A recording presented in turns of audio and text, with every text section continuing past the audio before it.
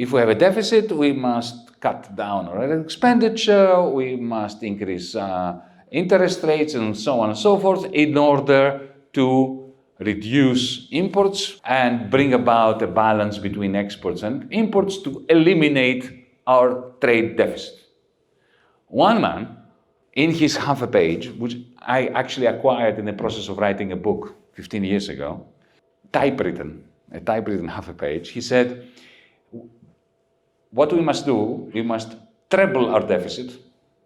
We have a deficit which is bad. We must make it 3 times as big and make the capitalists of the rest of the world pay for it. Which is exactly what happened. The United States should increase its deficit and use it to create aggregate demand for the net exports of Germany and Japan. And later on, China.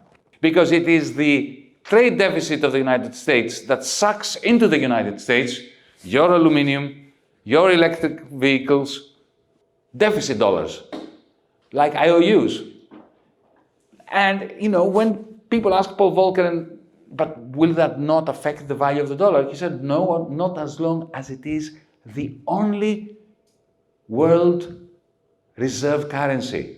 The only currency that has demand, people demand it, even if they don't want to buy anything from the country which is producing it, which is printing it. So, if you are today somebody of a mind comparable to Kissinger's, then you know that the reason why the United States is so hegemonic, why it can afford to be the big bully around the world, is because of the monopoly of the payment system. And let me give you an example, which I gave when we were having this conversation at China today. China now. Now, today, close.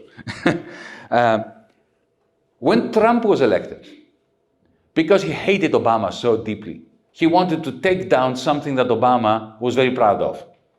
Obama was very proud of 2 things, Obamacare and the agreement between the West and Iran over the nuclear program of Iran and the ending of the sanctions, which was signed by Iran, by the United States, and by the whole of the European Union, enthusiastically. And Trump wanted to destroy that agreement just because he hated Obama. So he takes the agreement with Iran and tears it up. The Chancellor of Germany, Angela Merkel, was very annoyed because she had worked very hard together with Obama to bring about that agreement with Iran. And German businesses were already in negotiations in Iran to enter Iran. Iran is a land of opportunity after so many years of sanctions for large conglomerates like the German ones, especially when it came to energy, to consumer products, to car manufacturing. They were all ready to get in. And Trump says, no. Merkel comes out and gives a press conference against the President of the United States. This is unprecedented. That doesn't happen often. And she says, I do not know what the United States will do. We respect their opinion and their position, but Germany is going to maintain the agreement, the peace agreement with Iran. And German businesses will continue to do business in Iran on the basis of this international agreement, which we are going to fulfill and which we are going to honor. Within 12 hours, every single CEO of every German conglomerate came out and said, not us, we're not in, we're out. We will follow the Americans. Why? It's really very simple, because they depended on their net exports to the United States.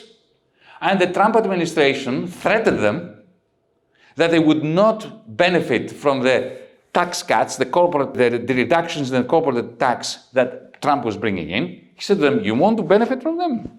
No business in Iran. You want to maintain your access to the dollar payment system? No business with Iran. So the German conglomerate leaders turned against the German chancellor the day after she gave a press conference, effectively saying, sorry, Chancellor, we are going with President Trump on this. Against their own financial interests in Iran and in Europe, which is exactly what they're doing now. the United States, together with Ukraine, bomb the pipeline, Nord Stream 1, that costs billions every week for German industry. Have you heard a German industry say anything? Nothing. Because they are dependent on the American trade deficit.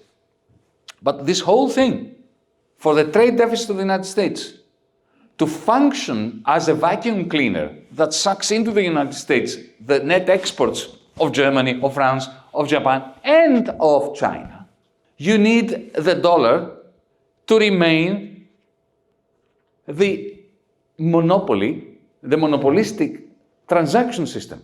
Because it is only the monopoly of transactions that allows the Americans to continue with unfinanced, unfunded deficits.